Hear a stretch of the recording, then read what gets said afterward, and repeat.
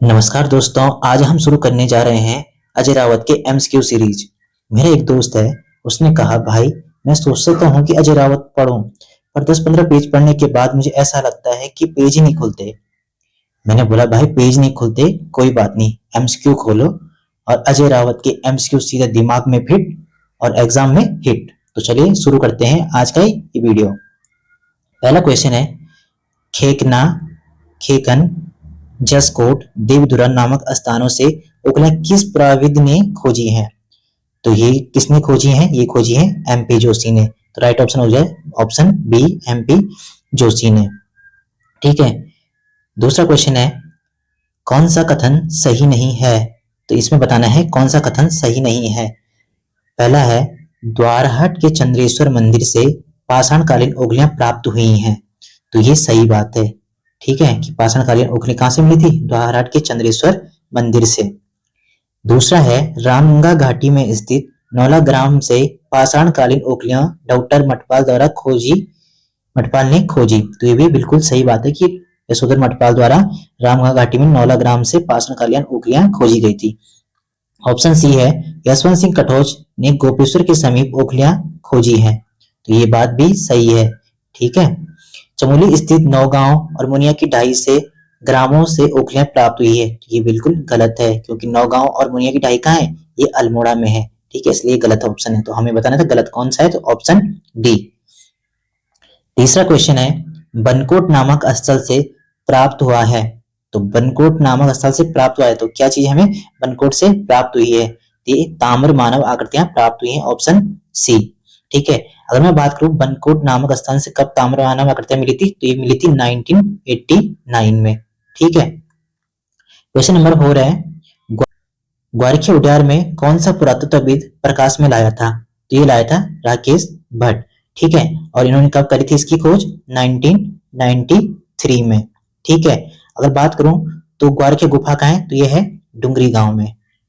कहाँ है? डुंगरी गांव। ये कहाँ पड़ता है? चमोली में। ठीक है। और इसका विषय वस्तु था पशुओं को हांका देना, पशुओं को हांका देकर भगाना। ठीक है, ये बात भी नोट करनी है। और अगर आएगा कि त्रिशूल आकार में अंकित, मनुष्य को त्रिशूल आकार में कहाँ अंकित किया गया? तो इसी ग्वारखी गुफा में ये चीजें भी मिलती हैं।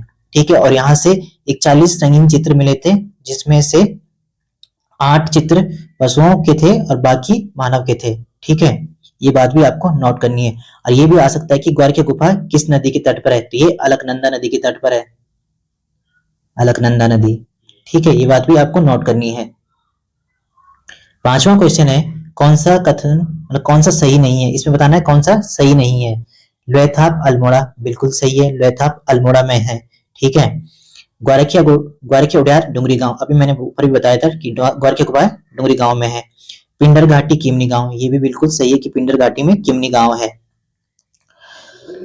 चौथा है कसार देवी चंपावत, तो ये बिल्कुल गलत है क्योंकि कसार देवी कहाँ है? ये है अल्मोड़ा में, अल्मोड़ा में। ठीक है, तो इसका राइट ऑप्शन होगा ऑप्शन डी, कसार देवी। अगर मैं बात करूं लोहथाप की, तो लोहथाप कहाँ है? लोहथाप अल्मोड़ा में है। और यहाँ से क्या मिल रहे थे? यहाँ से स्थूल कोटि के शैलाश्रय मिलते हैं। ठीक है, आ सकता है क्वेश्चन कि स्थूल कोटि के शैलाश्रय कहाँ से मिलते हैं? तो मिलते हैं लोहथाप से। ठीक है। और इस शैल चित्र में मानव को शिकार करते हुए और हाथों में हाथ डालकर नृत्य करते हुए दिखाया गया है लोहथाप में। ये बात भी आपको नोट करनी है। ठीक है। ग्वारखी गुफा के बारे में अब मैंने अभी ऊपर बता दिया है।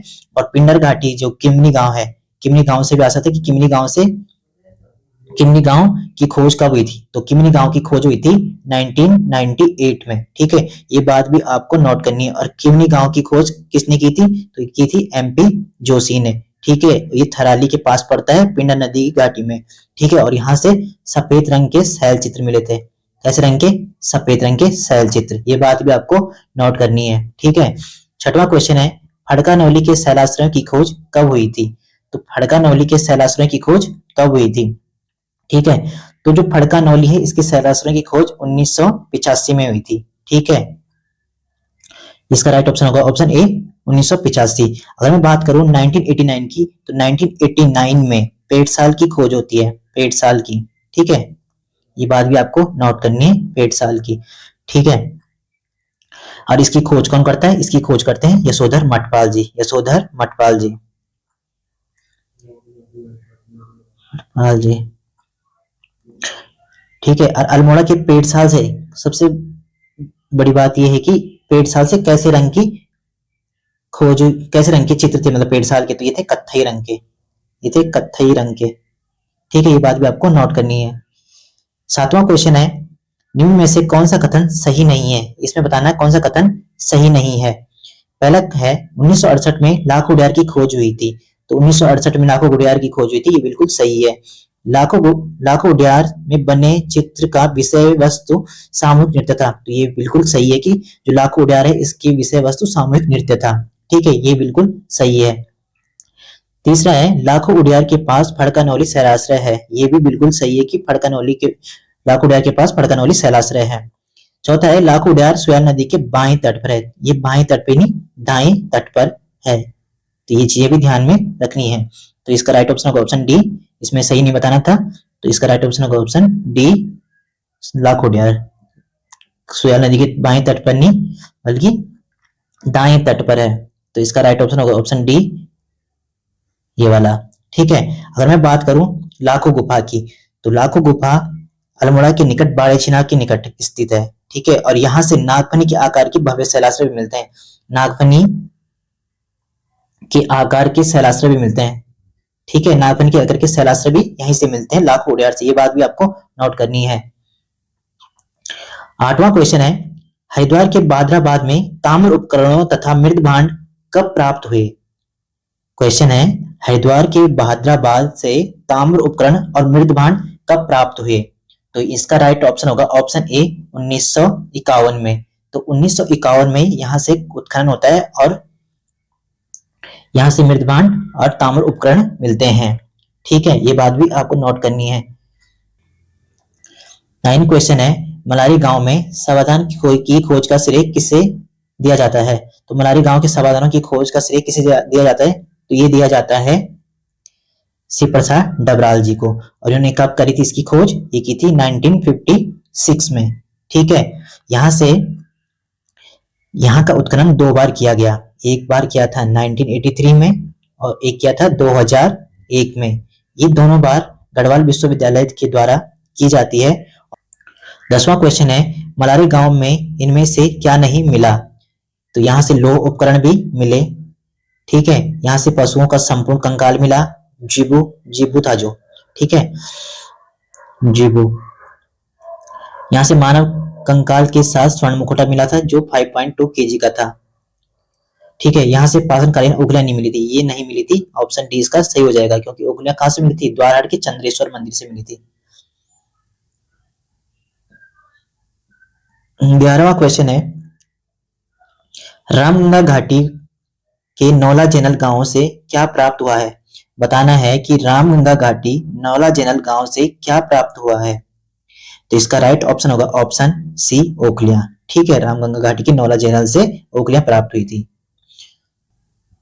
12वां क्वेश्चन है, सुबाहुपुर की पहचान की जाती है, तो सुबाहुपुर की पहचान किस जगह से की जाती है? तो इसका राइट ऑप्शन होगा ऑप्शन सी, श्रीनगर। ठीक है। 13वां क्वेश्चन है, अशोक के शासनकाल में किस वर्ष बौद्ध धर्म की लहर पहुंची थी? तो अशोक के किस शासनकाल में कब बौद्ध धर्म की लहर पहुंची थी? ये पहुंची थी ऑप्शन ए 17वें और 18वें वर्ष में। ठीक है, इसका राइट ऑप्शन होगा ऑप्शन ए, ये बात भी आपको नोट करनी है। अमोद 14वां क्वेश्चन है, 14वां क्वेश्चन है, अमोदभूति किस वंश के प्रतापी राजा थे? तो अमोदभूति किस वंश के प्रतापी राजा थे? तो अमोदभूति कुनिंद वंश के सबसे प्रतापी शासक माने जाते थे। मतलब इनकी मुद्राएं रजत व ताम्र की थी। ठीक है, इनकी मुद्राएं रजत व ताम्र की होती थी। अगर इनकी मुद्राओं की बात करूं तो ये मुद्राएं पश्चिम में ब्यास से लेकर अलकनंदा तथा दक्षिण में सोनेत से लेकर बेहद तक प्राप्त होती हैं। ठीक है, और इनकी मुद्रा पे प्राकृत भाषा में क्वेश्चन आ सकता है कि इनकी मुद्रा में किस भाषा में राज्ञ कुनिंदस्य अमोदभूतिस महाराजस लिखा गया था? तो ये प्राकृत भाषा में लिखा गया था। अगर मैं बात करूं अल्मोड़ा से जो सिक्के मिले थे उसमें संभवतः कितने कुनिंद नरेशों की जानकारी मिलती है? ये 8 कुनिंद नरेशों की जानकारी मिलती है और ये कुनिंद नरेश भी आपको याद करने हैं। ये थे शिवपालित, शिवदत्त, शिवरक्षित, हरदत्त, गौमित्र, विजयभूति, आसेक, अमोदभूति। ठीक है, ये 8 राजाओं के नाम भी आपको ध्यान होने चाहिए।